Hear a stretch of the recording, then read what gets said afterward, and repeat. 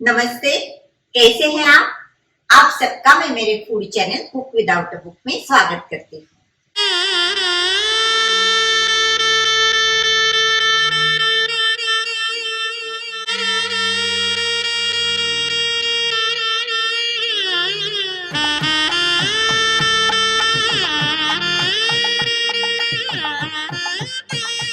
दीपावली नजदीक आ रही है, तो दीपावली के लिए कुछ खास बनाते हैं। आज बनाते हैं गुलाब के चिरोटे। 2 टेबलस्पून वनस्पति घी लिया है, उसमें डालती हूँ चुटकी भर नमक और इसे अब फेंटते हैं। ये अब अच्छी तरह से फूल गया है, कलर भी इसका लाइट हुआ है। अब इसमें डालना है मैदा। 1 कप मैदा लिया है, इसे छान के डालते हैं। छानने से चीजें हल्की हो जाती हैं।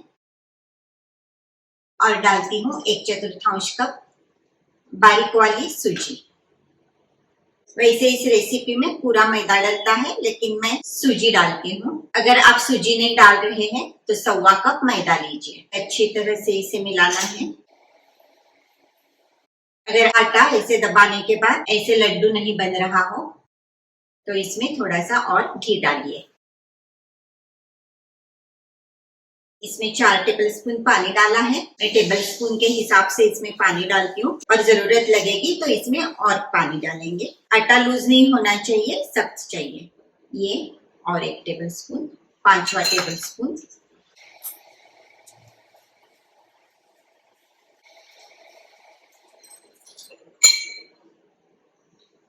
और 1 टेबलस्पून, 6 टेबलस्पून पानी डाला है। अगर पानी ज्यादा हो गया तो चिरोटे सॉफ्ट बनेंगे, इसलिए एकदम गिन के पानी डालना है।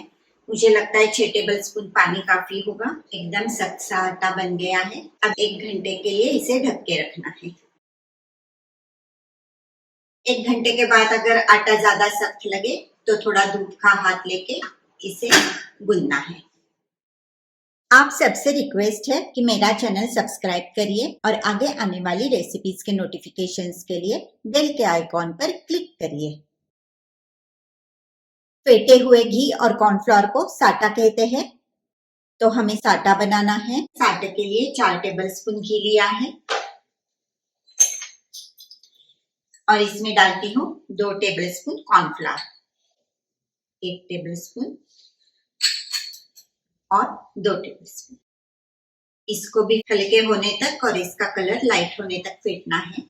अब ये एकदम हल्का हुआ है और इसका कलर भी चेंज हुआ है, सफेद दिखने लगा है। इसका मतलब है ये हो गया है। देखिए एकदम हल्का हुआ है। तो इसे अब इस बोल में निकालते हैं।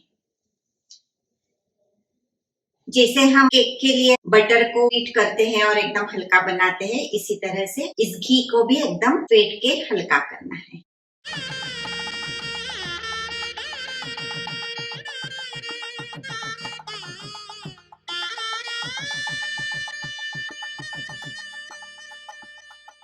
अब इस आटे को बनाए हुए 1 घंटा हुआ है। इसमें रोज एसेंस डालते हैं और अब इसे फिर से अच्छी तरह से गूंदना है। आपने अगर करंजी की मेरी रेसिपी देखी होगी तो इसी तरह से करंजी के कवर के लिए आटा बनाया था और बट्टे से उसे जरा सा कूटा था। ऐसे करने से चिरोटे हल्के बनेंगे। ये छोटी छोटी टिप्स है, आप याद रखिए इसे। इन टिप्स का इस्तेमाल करेंगे तो चिरोटे कभी बिगड़ेंगे नहीं, या करंजी का कवर भी कभी नहीं बिगड़ेगा, क्योंकि करंजी का कवर ही मेन होता है जो अच्छा होना चाहिए, खस्ता होना चाहिए। आटे को सख्त बनाने से, उसको ऐसे कूटने से या गूंदने से कवर एकदम क्रिस्पी बन जाता है। आटा एकदम स्मूथ और सॉफ्ट बना है। अब इसके 14 इक्वल पोर्शंस करने हैं।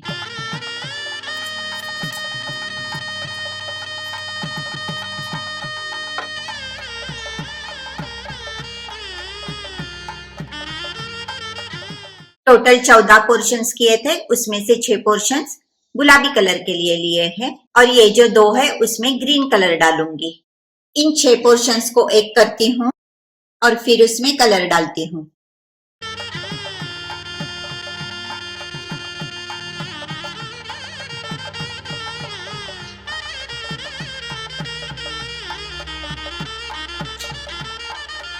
कलर अच्छी तरह से मिक्स होने के बाद इसके फिर से 6 पोर्शंस बनाने हैं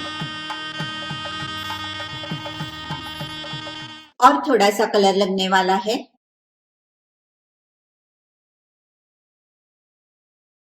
लाइट पिंक कलर आने के बाद गुलाबी कलर के और 1-2 ड्रॉप्स डालते हैं और उसके बाद इसे ज्यादा मिक्स नहीं करना है।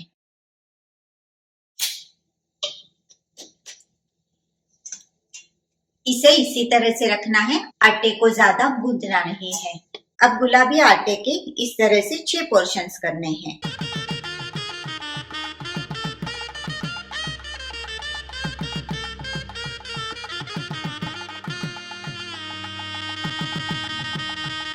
और इन्हें ढक के रखते हैं।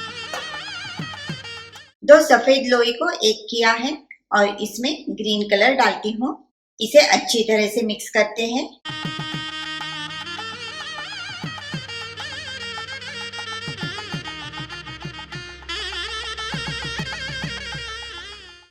ग्रीन कलर अच्छी तरह से मिक्स हुआ है। इसके फिर से 2 पोर्शंस बनाने हैं और इन लोइयों को ढक के रखना है। इन 6 पोर्शंस को सफेदी रखना है, सफेदी रोटी बेलनी है। 6 पिंक कलर की, 6 सफेद और 2 हरी लोइयां बना के तैयार है। लोई को इस तरह से थोड़ा तेल लगा के बेलना है और इसकी पतली रोटी बेलनी है और इसे ढक के रखना है।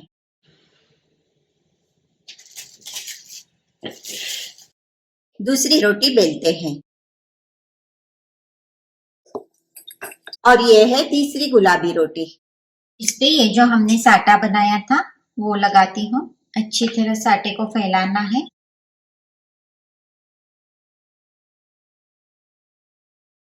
इस पे दूसरी बेली हुई रोटी रखते हैं और इसे भी साटा लगाते हैं। अब तीसरी रोटी रखनी है।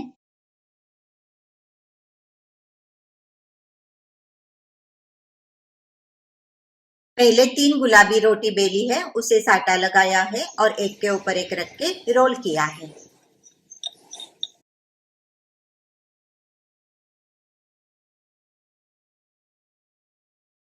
इस रोल को ढक के रखना है। चौथी गुलाबी रोटी बेल के तैयार है। इसमें फेटा हुआ घी यानी साटा लगाती हूँ। चौथी रोटी को भी इस तरह से रोल करते हैं और अब बेलती हूँ 5वीं रोटी।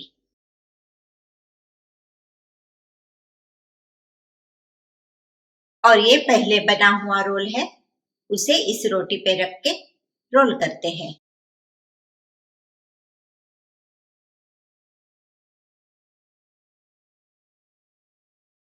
गुलाबी वाली 6 रोटी बेली है और ये जो पहला वाला रोल है वो उसमें रोल किया है। इस तरह से 6 गुलाबी रोटी बेल के साटा लगा के और रोल करके रखी है और इसे ढक के रखना है। अब हरी रोटी बेलनी है।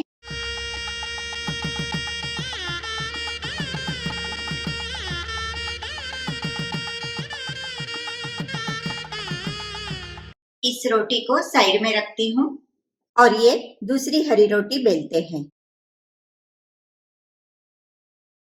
पहली हरी रोटी पे दूसरी हरी रोटी रखते हैं और उसे साटा लगाते हैं यानी घी लगाते हैं। हरी रोटियों पे पिंक रोल रख के इसे इस तरह रोल करना है।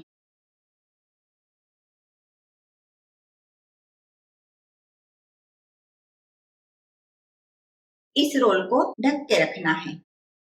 अब 3 सफेद रोटियां बेलनी है। पहली, ये दूसरी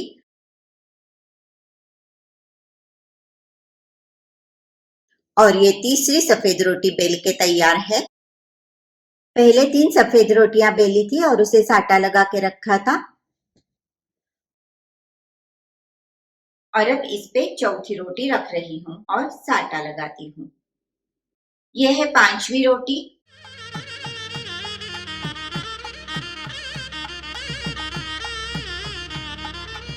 और छठी।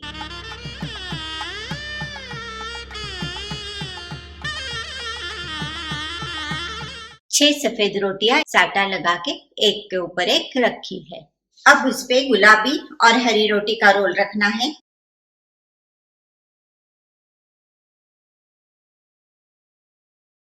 इस रोल को इस तरह से रोल करके ऐसे स्ट्रेच करना है कि अंदर का पिंक ग्रीन कलर का रोल कवर हो जाए। इस तरह घुमा के रोल को एक जैसा करना है। थिकनेस में पूरा रोल एक जैसे होना चाहिए।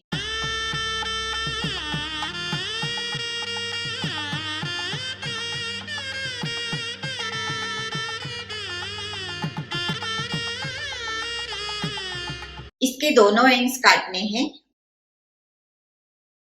और इस रोल के पतले स्लाइसेस काटने हैं।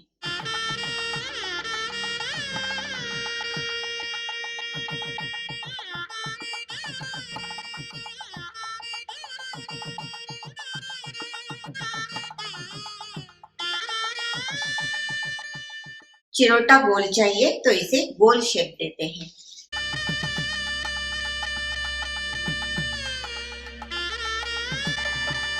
इसे अगर ऐसे ही बेलेंगे तो चिरोटा लंबा हो जाएगा, इसलिए इसे राउंड शेप फिर से देना है।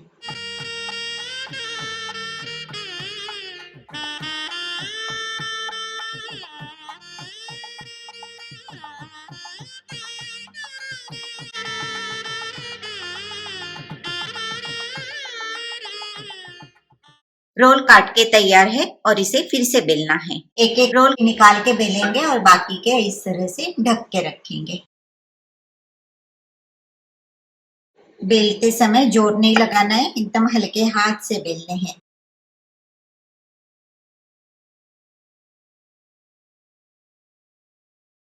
ये एकदम डेलिकेट होते हैं तो उठाते समय इस तरह से दोनों हाथ से उठाना है और इन्हें ढक के रखना है।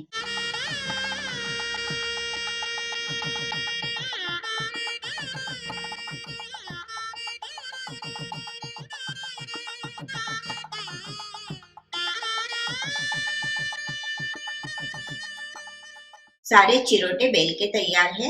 अब इन्हें तलना है। तेल को मीडियम हीट पे गरम किया है। इसमें अब चिरोटे डालते हैं।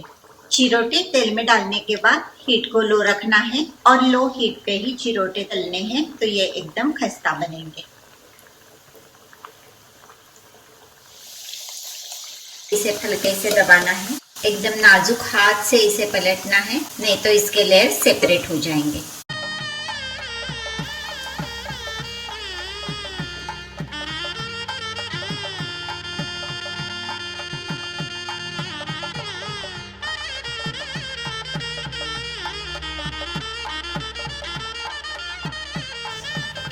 तले हुए चिरोटे एब्जॉर्बेंट किचन नैपकिन पे निकालने हैं।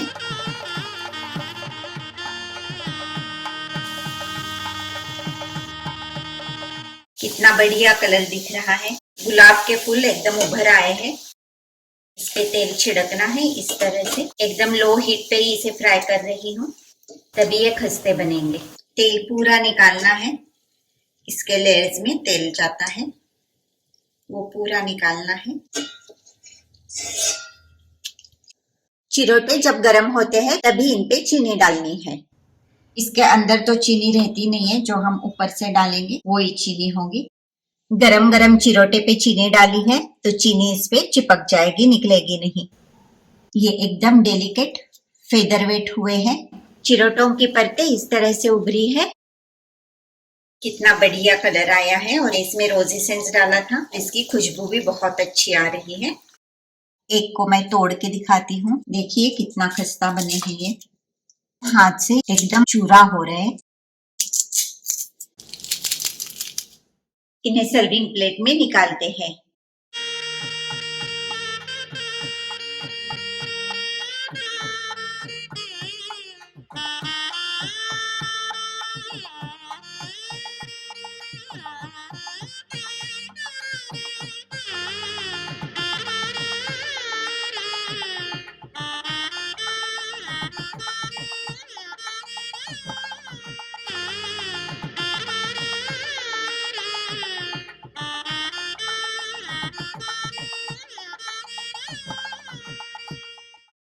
अगर आपको ये रेसिपी अच्छी लगी हो तो लाइक करना न भूलें और आपको ये रेसिपी कैसे लगी कमेंट बॉक्स में जरूर लिखिए। आज के टिप में देखते हैं क्रीम या मॉइस्चराइजर लगाने का सही तरीका। चेहरे को क्रीम या मॉइस्चराइजर लगाने से पहले चेहरे को अच्छी तरह से धो लेना। क्रीम लगाने की डायरेक्शन भी प्रॉपर होनी चाहिए। क्रीम या मॉइस्चराइजर लगाते समय उंगलियों को ऊपर से नीचे यानी माथे से नीचे गर्दन की ओर नहीं लेना है, जैसे कि आगे इलस्ट्रेशन में दिखाया है। ऐसे करने से स्किन लूज पड़ेगी।